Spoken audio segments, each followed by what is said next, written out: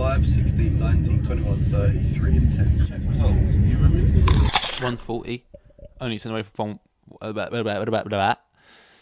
sent away from 150 per day. Doctor away. All that great stuff. Boxing. Not the real one. You know, the one where we get... Isn't that weird? Yes, we're going to be kind of talking about YouTuber boxing, right? Kind of in a broad sense. You know, I never actually watch any of the fights, but I do keep up with the results. And isn't it just weird how, like... Is it that weird? I don't know. But it's like... It's nothing to do with the boxing. It's like... Oh, this exact thing that all you kids are into? They have a bigger version with like people who are like way better at the sport going at each other, and it's like fierce rivalries and stuff. And no, we'd rather watch this. It's like you don't see that in football. Like you would never see that in football. Like imagine a world in which people don't really want to watch football anymore because they'd rather watch some YouTubers do it instead. You know, oh that's more entertaining because we know them, we like them. It's like no, football has actually come across quite boring a lot of times in interviews, very media trained. No one gives a fuck, right?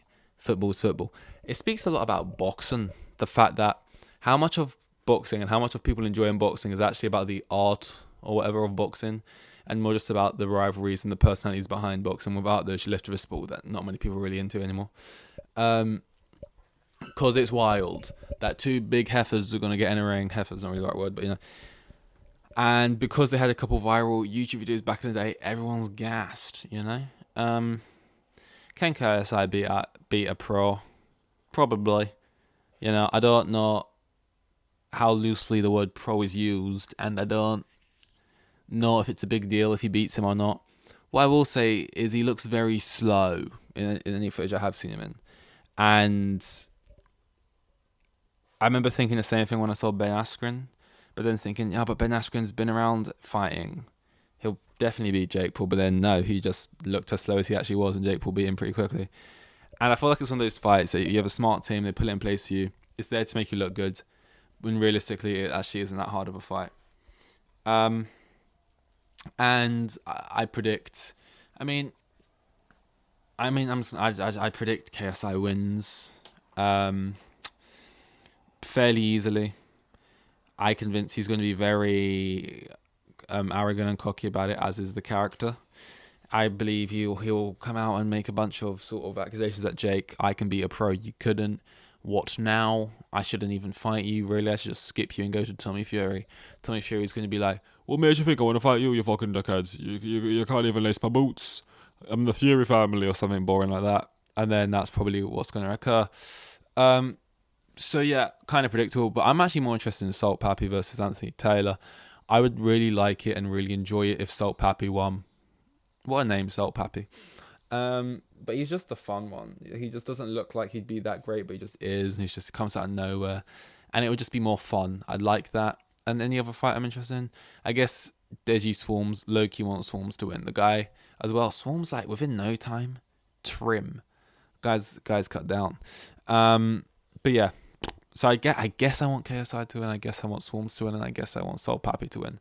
Am I going to watch the fights? No. Am I going to check Twitter the morning after? Yeah. What I usually do is I go on the page, I like close my eyes, I like blur them, and I like scroll down to the bottom where I think the fights are started, and I like slowly scroll through, going up now in all of the fights, and reveal to myself what the results were. Yeah, I just never, even with a fight like that I have, like, I'm trying to think, I remember being kind of invested in McGregor Mayweather, kind of. I remember who some people who I've really wanted to win in the past. Like I remember just really wanting to, but more time I actually really wanted Jake to beat Tommy Fury, to be honest. But that one I didn't see the next morning. I think I remembered the fight was on. It was pretty late and I was stood up and I went on Twitter and there was another final round and I was just like scrolling through like the live tweet reactions, see what's going on, and I saw like, oh, Tommy's just been knocked down. It wasn't really knocked down. Tommy just got knocked down. Oh, Tommy's gonna lose. And then I was like, no, Tommy actually won fairly convincingly the fight. He did get knocked down, but you know. But yeah, there you go. 5 minutes, pretty wrapped up pretty soon. Boxing's just not for me. You know, it's not for me. But it's like I enjoy more of the Pavlova around it. Pavlova, look at me. It's kind of like Formula One. I think that a lot about Formula One. It's like I noticed immediately that like if the drivers I like, let's say I back three drivers, if all three get taken out, on the first lap, it's crazy how my enjoyment levels and like care levels go down tenfold or whatever, or 10 unfold if it's going downwards, because fold is usually when I don't know, goes down a lot. It's like if on the first lap Hamilton crashed into Norris, who then crashed into, who else do I care about? Who's because if Albon went out, I don't really care because he's not really battling anyway. He's on a car too. Is there anyone else? I guess out of like the, because Ricciardo's on the sport now, so I guess out of the like the top teams who could actually challenge for something kind of exciting. I know McLaren aren't really there this season, but yeah, I guess it is just Norris and Hamilton then. Clearly, this is an annoying thing about Formula One. I have to clarify, I have to preface or be like, or state that sorry that I have English bias. When is that? Why is that even a thing you have to say? I'm English. Yes, majority of the drivers I like and back are English. That's fairly normal in most sports or whatever. That I'm gonna back the English. It's like most of Max's fans, probably wherever the fuck he's from, Holland. They're Dutch or something. See, that's the main reason. But hey, Ricciardo's Aussie. Yes, Albon's English, but he Thailand, right? Thai. I think he drives under the, or is it Singapore? I think it's Thailand. Drives under the Thai flag. So and it's like I don't like everyone else. I do like Leclerc, do like Sainz, do like, I like Verstappen, to be fair. The sport would be a lot worse without him. I'm not talking about his quality, by the way. I'm talking about everything else about him. I love his Hitler dad. I love his no fucks attitude. I love his I'll kill you on track sort of demeanor. It's great. But yeah, what I'm trying to say is, without certain people actually in the sport, I realize, oh wow, do I actually care about like the skill and the ability of these drivers? And am I actually here because I care about cars and racing, and racing's in my blood? Cut me open, I bleed fucking tires, fucking bleed Pirelli, fuck, I don't know. Like, or is it just because I care about the rivalries off track? I care about the inner battles. I care about the what this guy's gonna say, and this guy's victory speech, and this guy's radio, and yeah, that's mainly it. Like, that's what surprised me about Formula One, is that the personalities are good. Like, if I go into the sport and it's like you never really know much about the drivers, they just get a helmet on, you don't really see them that much, they're all really boring, none of them are big personalities, then I probably never would have got into it. But the way Drive to Survive sets it up, when it's like, it's cutthroat. One day you're in, next day you're out. And it's like, when you're out on the track, there is nothing but you and the car. And you could honestly die out there. And honestly, I'm willing to die to win. And like, they're always like saying that stuff. And they're all getting mad at each other. That's what brings you in. Like, you gotta understand as well, when you get into Formula One and you know nothing about it, there's so many revelations while watching the sport. Wait. All the cars aren't the same speed? Wait, let me process how I feel about that. Well, wait. People on the same team kind of hate each other and kind of want to beat each other, but they're on the same team, and sometimes they do stuff that negatively affects the team for their own personal gain. Wait, let me process that. Wait, you can just swear at your team members across the radio and no one bats an eyelid or thinks you're like a dodgy character for it because it's just part of the sport? Wait, let me process that. And it's just stuff like that non-stop. This is nothing like sports as I know it. Like, Formula One is just like that in so many ways. Where it's just everything you know about sports and like how sports usually are. It's like, we're a team, we're in this together. Like, it's a level playing field, or at least it's presented as that. It's just like, nope. Wait, there's drivers literally in here because their dad's rich and owns an oil company, but they can't drive for shit, and that's a normal thing. Let me process that. It's crazy. It's crazy, but I love it. I wouldn't want football to adopt a lot of these things, almost any of them, but that's why I like F1. It's very different to football.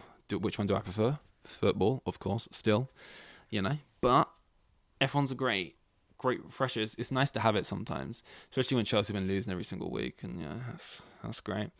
But just for on a weekend, like, some weekends where it's like the race is at 12. You had qualifying yesterday on the Saturday, there's a huge game between like Arsenal City at 4:30, and it's like nothing clashes with anything. It's all going to like line up, and like the Chelsea game doesn't clash with the other big game that weekend, which doesn't clash with the race that weekend, and nothing on the previous day clash with qualifying. And it's like I don't have to wake up at 6 a.m. to watch it. And it's just like all these things are just like, oh, great. Sometimes you get bad weekends. Sometimes you get, I waited 3 weeks for this, and it's raining, and they're not even going to start the race, and we're only going to race for 30 minutes, and then everyone crashes, and then it's very boring, and then it's like, oh, Verstappen wins anyway. And those, less fun. I feel like I've been talking for a fucking century, and I haven't. I've been talking for 10 minutes. I think, realistically, at the moment, I know it's been 140 of these, so you'd think there'd be a bit of a change in format or stuff so far. All we've really done is added this little border around the screen. That's been the only real improvement so far. But there will be, and I think the main thing before formatting or anything like that, any technical things, is the length of these. Because I say at the moment, a lot of these, okay, sure, they are 15 minutes, a lot of them, but I would say I don't really average out, but I would say these are mainly 20-minute things. And although it's cool to do a pod a day and all that other stuff, at 20 minutes, it's not exactly the hardest thing in the world.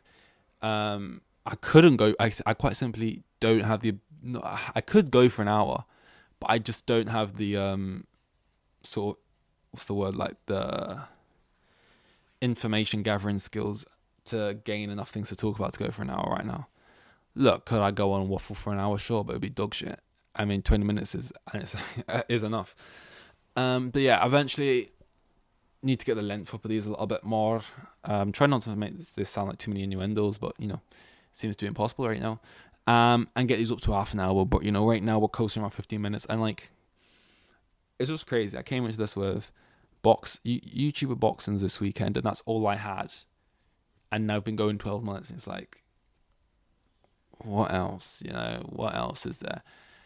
It's crazy. I got to get up as well tomorrow. It's fucking early. I got to be somewhere for 6:30, which means I probably have to get up. Work it out with me. You know, you're gonna help me plan right now. 6:30. Let's say it takes about 35 minutes on the train.